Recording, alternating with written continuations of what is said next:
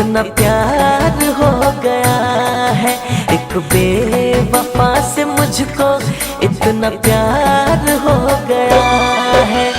मेरे दिल से पूछो हालत, मेरे दिल से पूछो हालत, बेकार हो गया है। बेवफा से मुझको इतना प्यार हो गया है, एक बेवफा से मुझको इतना प्यार हो गया है।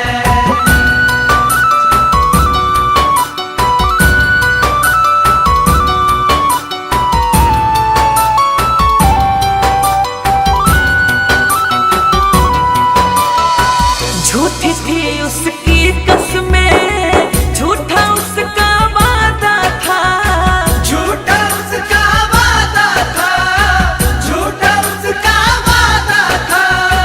दिल हमारा तोड़ने का उसका तो इरादा था, उसका तो इरादा था, उसका तो इरादा था, उसका तो इरादा था।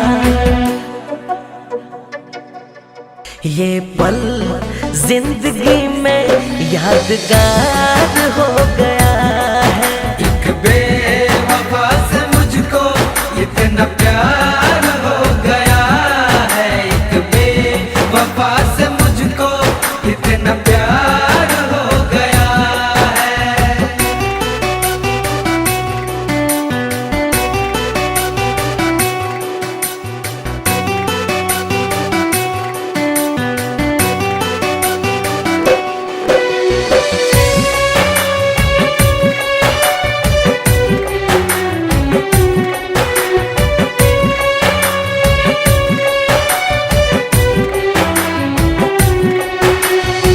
प्यार को मेरे खेल समझकर मेरे साथ वो खेले हैं, मेरे साथ वो खेले हैं, मेरे साथ वो खेले हैं। उनके पास है खास वो महफिल, लेकिन हम तो अकेले हैं, लेकिन हम तो अकेले हैं, लेकिन हम तो अकेले हैं।